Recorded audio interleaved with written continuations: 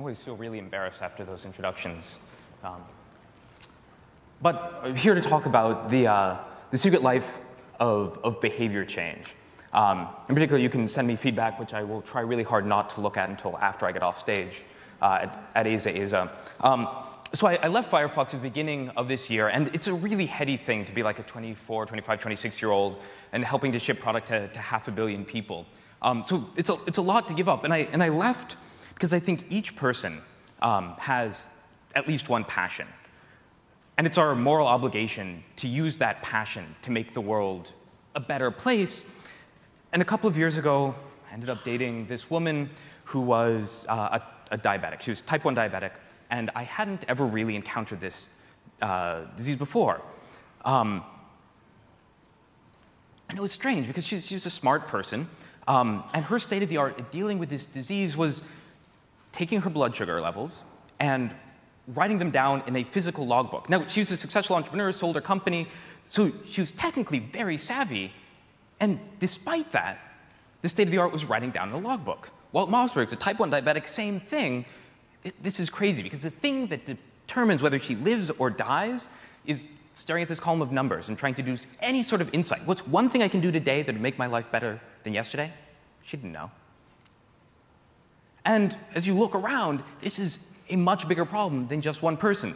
It looks sort of like diabetes spreads like a disease. In fact, so this is 2004. The really dark areas are 12%. So, 1 out of every n number of people, around 10, have diabetes. And you can see in 2004 is there, 2005, 2006, 2007, 2008. There's research that came out of a book called Connected, which says that just knowing people that are overweight, obese, gives you around a 30% chance of becoming overweight yourself. It actually is transmitted.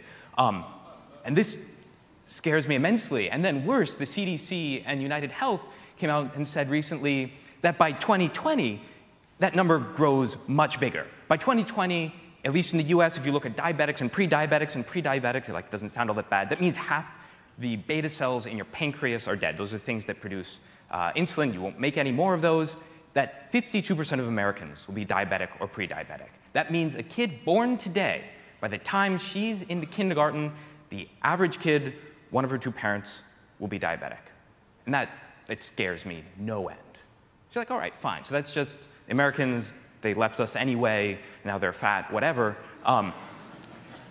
It's also true in the UK. So let's just take a look at obesity, like true obesity, not just being overweight, obesity. Back in 1995, it was down at around, there it is, 16.4% obesity. By the time we hit 2000, that was over 20%. 2005, it keeps going up. And then, according to a thing just put out by Oxford, by 2020, what happens? Well, it keeps going up and up and up to be around 43%. Cambridge may find something else, but it'll probably be still high. That's really scary, right? Just shy of 50% of people, 1 out of 2, 4 out of 10, really, will be obese. Now, if you look at just being overweight, that number is even worse. That number goes up and up and up until it's 8 out of 10 people in the UK in just around 7.5 years will be overweight. Yeah. So insanity is repeating the same mistakes and expecting different results. This quote, sort of ironically, has been attributed to Einstein, Twain, and Franklin, but really came out in I think, like 1983 by Rita Mae Brown. I think it's ironic that they keep repeating that mistake over and over again.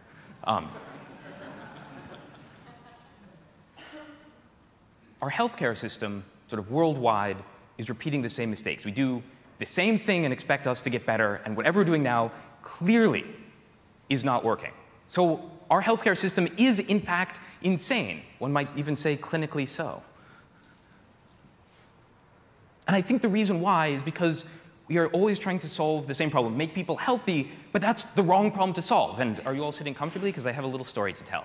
1959, a man named Henry Kramer, a British industry magnate, and he had this vision, the same vision as Da Vinci, and it was people can fly under human power.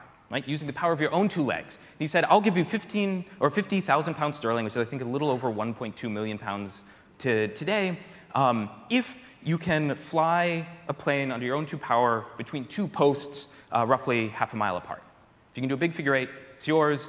He did this in 1959. A decade goes by, and nobody can. So he doubles the prize, and in fact says, I will pay you not only double before, but double that if you can fly across the channel.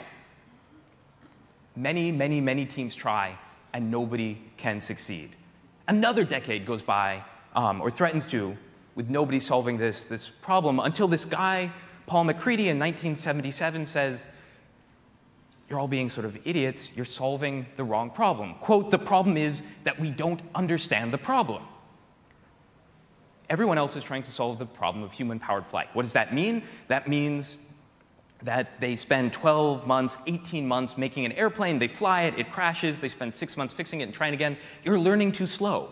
All you have to do is change the problem you're trying to solve. The problem is not human-powered flight. The problem is make an airplane that can be fixed in an hour. And he did. Looked a little bit like this. He made it out of mylar and tubing. And sometimes he'd fly 3 or 4 different airplanes in a day. So his insight was change the problem you're trying to solve. It took people 18 years without solving it. He gets involved 6 months later. He wins the prize. 10 minutes after that, he flies across the channel winning the other prize. So the takeaway here is if whatever you're doing requires making a magnum opus, you're asking the wrong problem. Re-ask it. The way we say it in Silicon Valley is you're going to fail, so try to at least fail forward.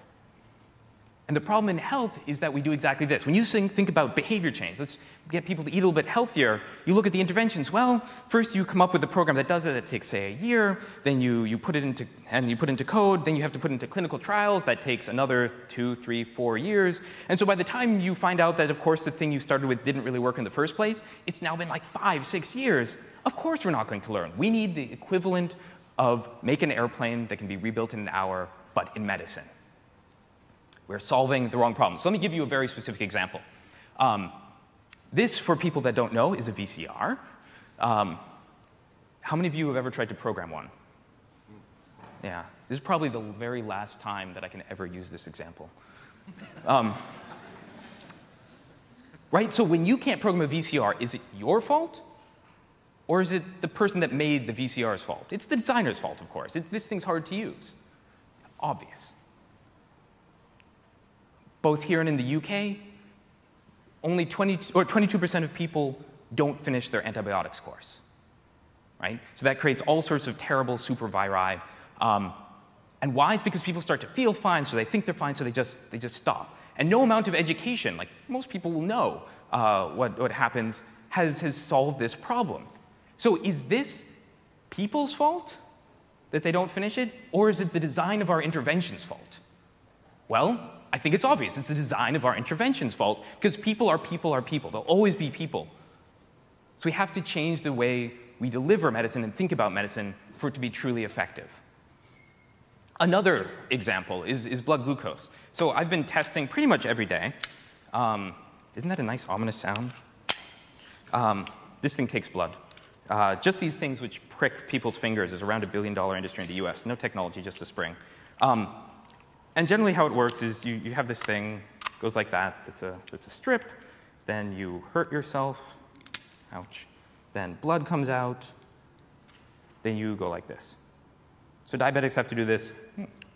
Delicious. A couple of times a day. Then it counts down. And then, boom, it gives you a number, 101. What the hell does that mean? Like, this thing determines whether you live or die, and it doesn't even tell you, and this thing is state of the art, this thing doesn't even tell you whether that number was good or not, right? So no wonder if this is the kind of support we give people, the people that need the support the most, that people actually aren't compliant because they're not getting the support. It doesn't tell me that I need to do something better this week than I did last week. So instead I propose a new metric, and that is The problem we should be solving, at least the one that we're solving at Massive Health, is can we make products about people's health that they love to use?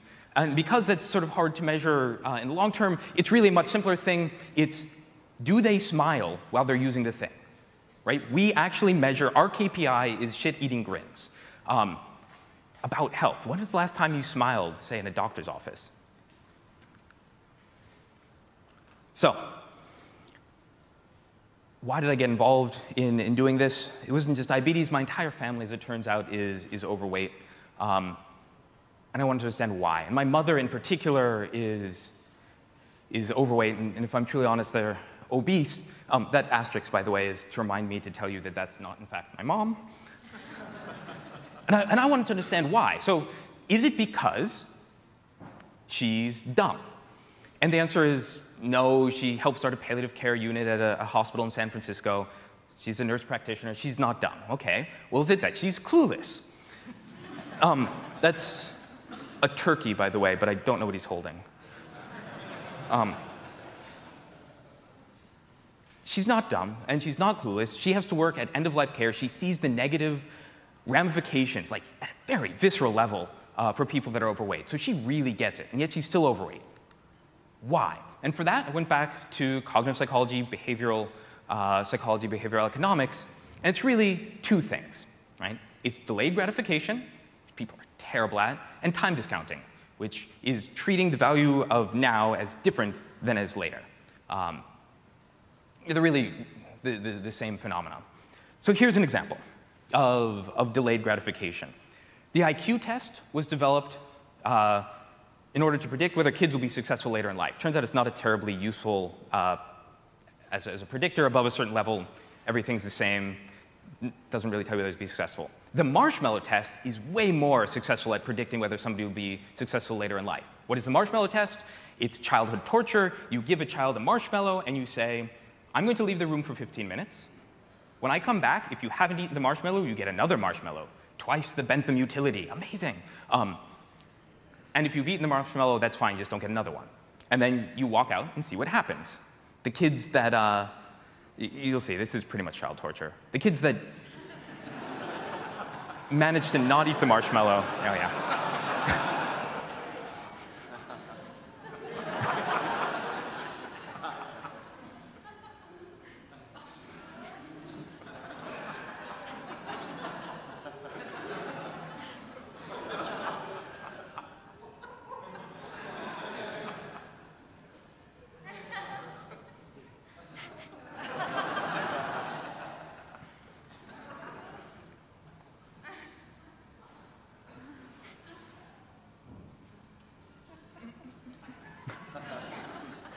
So my favorite is there's one little girl who hollowed out the inside of the marshmallow and put it back down. And it's like, look, I didn't eat it.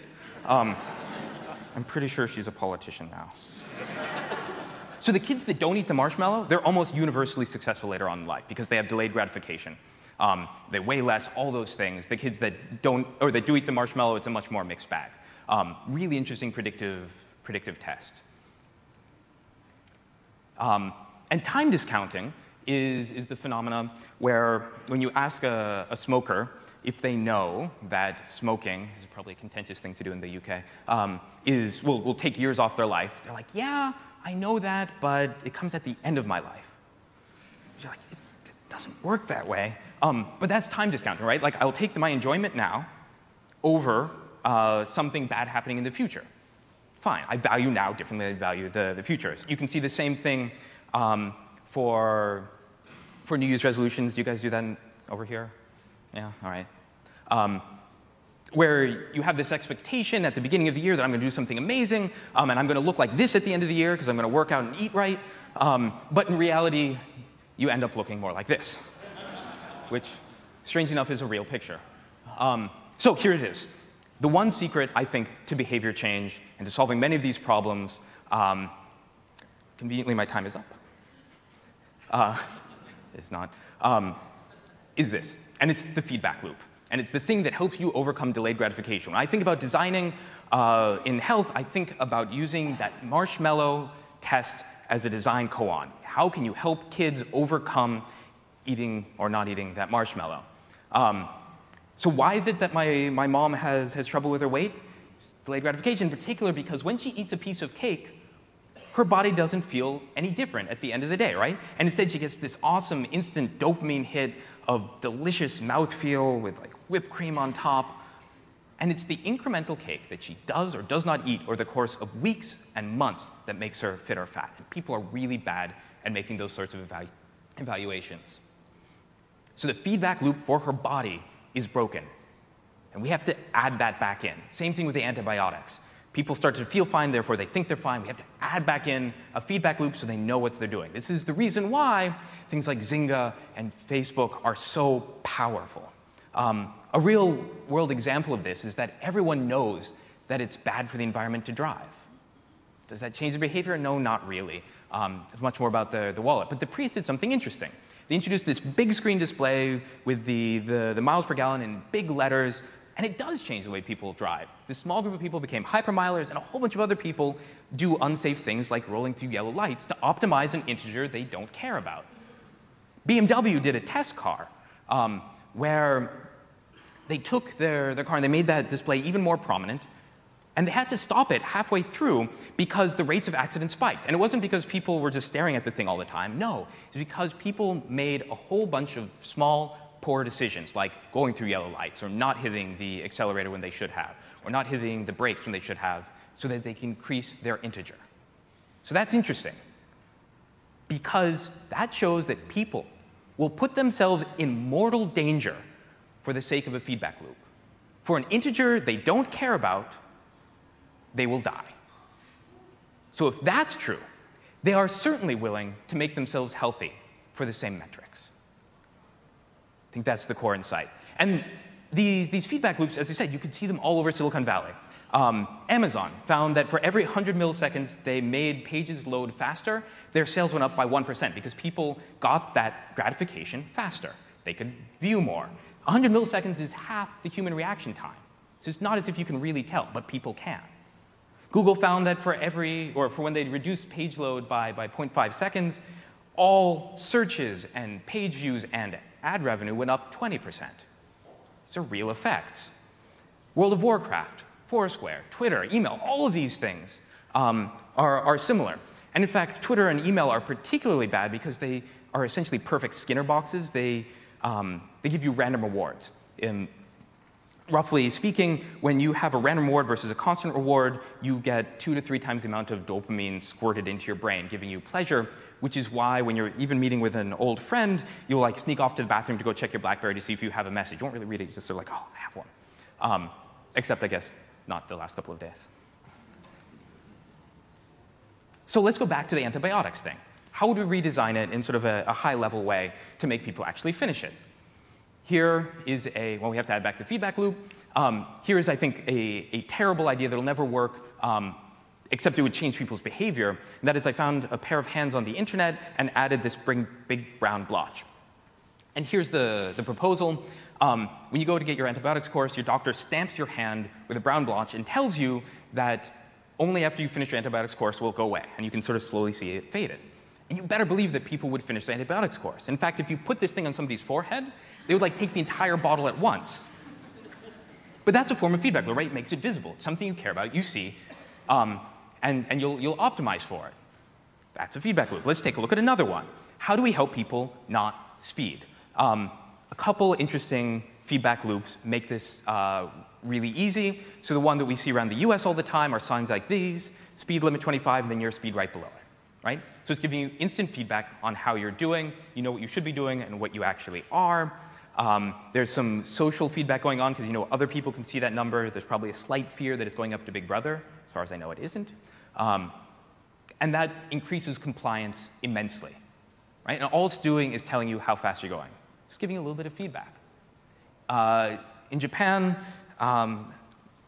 a group of people are doing some studies, again, on speeding. They're like, well, maybe if we just put on your speedometer, you know, the red, yellow, green for how you're doing. And that sort of changed people's behavior a little bit. And they did one other thing that made it way more effective.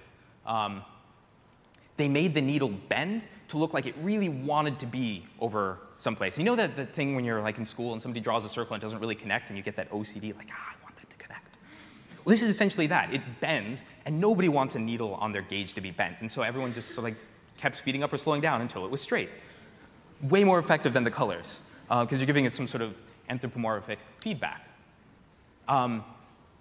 Copenhagen IAT did a really, really interesting experiment, which I don't know if you know this, but people are generally terrible at absolute pitch, pretty good at relative pitch.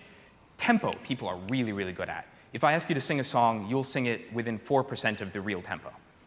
So all they did is they modulated the speed of whatever's playing on the radio, your favorite songs, by how fast you're going. If you're going too fast, the music played too fast. If you're going too slow, the music played too slow. People hated that, and they'd go the right speed. Feedback. So as I sort of go into wrapping up, one final little example for feedback loops is that if you can get people to write down their meals, just write it down, no calories, just what they're eating, they will lose weight, and a fair amount of it. Because it's a feedback loop, it's making you conscientious, and you have to look at it. The problem is that it's sort of boring to do, and nobody does it for longer than a couple of weeks. So how do we add that feedback loop in? Well, let's take a look at everything else out there right now with technology. And we have things like MyNet Diary, where you go and you can get exact calorie counts for things from a big database, but it takes on average 84 seconds to enter a meal, which I don't know about you, but I'm hungry when I'm sitting down to eat. That's too long, and writing down is faster. People have had the brilliant idea that you can scan barcodes, you have a camera, recognition, internet connection. But pro tip, if you're trying to eat healthy, eating something with a barcode, probably not the way to go. And so that means that still, right now, the very best solution is, in fact, writing it down manually. And it's 2011. It doesn't seem right. And in fact, something recently came out, I think it's called PlateMate, where you take a picture and it estimates the calories for you. So this comes from their website, an actual example, where it says this pasta dish has between 800 and 1,201 calories. That one's super important. Which is sort of like saying this is in between having a Big Mac and having a Big Mac and 4 Cokes. So not a really useful metric.